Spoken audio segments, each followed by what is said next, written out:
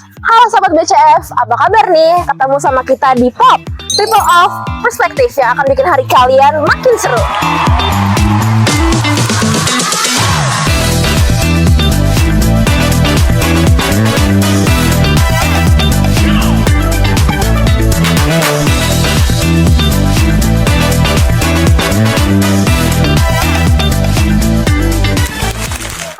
Kita akan ngomongin topik yang lagi hangat dan pastinya bikin kalian penasaran, yaitu tentang bagaimana sih perspektif masyarakat soal kedudukan perempuan dalam bidang pendidikan dan karir khususnya di Indonesia. Sahabat BCF, pernah dengar nggak sih omongan kayak gini? Perempuan itu kerja santai-santai aja, atau ngapain sih sekolah tinggi-tinggi, ujung-ujungnya cuma di dapur? Nah, kali ini kita akan dengar perspektif masyarakat tentang hal tersebut. Kira-kira mereka setuju nggak ya? Yuk kita cari tahu, let's go!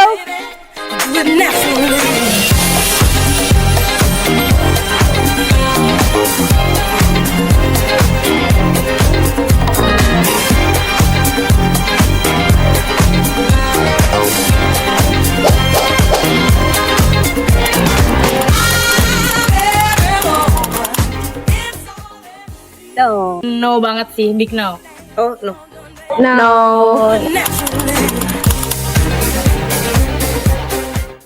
Menurutku itu adalah hak pribadi masing-masing individu. Udah terlebih lagi sekarang banyak banget peraturan pemerintah maupun bahkan dunia ya yang mendukung kesetaraan gender nih, dan juga mendukung karir wanita biar terbuka lebih luas lagi sehingga dia bisa berkarir lebih tinggi. Seperti itu sih. Dan kalau misalkan tentang stigma itu, why not perempuan dan laki-laki itu jalan bareng dan mereka tuh ngeraih mimpi bareng. Dan kalau misalkan dari sisi perempuan juga, aku tuh no problem kalau misalkan emang laki-laki itu maaf banget belum setara tapi ada usahanya yang aku hargai gitu sih. Sebenarnya perempuan itu harus dididik atau berpendidikan yang tinggi gitu ya, karena dia akan mendidik anak-anaknya di rumah gitu dan akan melahirkan anak-anak yang cerdas dan sebagai penerus bangsa Indonesia gitu ya. Jadi saya sangat-sangat tidak setuju kalau misalkan perempuan itu harus atau tidak setara dengan laki-laki, itu saya sangat tidak setuju. Cowok dan cewek mau cowok sama cewek, mereka tuh punya hak buat dapat pendidikan yang tinggi gitu, karena Indian they are their own individual gitu loh. Karir dan pendidikan dia ya mungkin kan buat dia sendiri gitu, mau cowok atau cewek sih.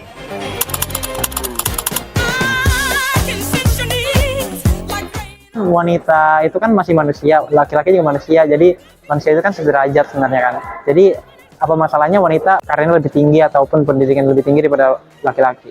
Cewek bisa aja karirnya atau pendidikannya lebih tinggi daripada cowok, karena ya itu kembali lagi itu hak setiap individu untuk mendapatkan karir atau pekerjaan yang mereka inginkan. Selama mereka emang kemauan passionnya di situ ya nggak apa-apa. Dan sebenarnya ngelarang mereka untuk berkarir itu juga menurut saya bukan hal yang baik juga gitu. Jadi ini lebih ke masalah perasaan orang tuh mereka pengennya apa. Nah, Sobat BCF, setelah dengerin berbagai perspektif seru dari generasi muda, biar makin paham, langsung aja yuk kita dengerin dari narasumber yang sudah lama berkecimpung di isu ini.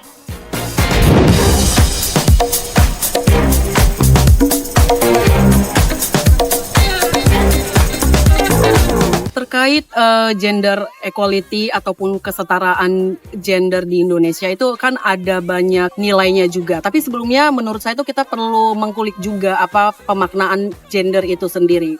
Karena saya seorang dosen nih, banyak sekali penggunaan terminologi kata gender itu salah arti. Misalkan laki-laki dan perempuan dianggap itu adalah bagian dari gender, tapi itu bukan bagian dari gender. Kalau gender itu lebih ke perbedaan sosial antara laki-laki dengan perempuan ya, seperti itu. Dan perbedaan sosial itu tentu diadakan karena adanya konstruksi ataupun juga relasi kuasa.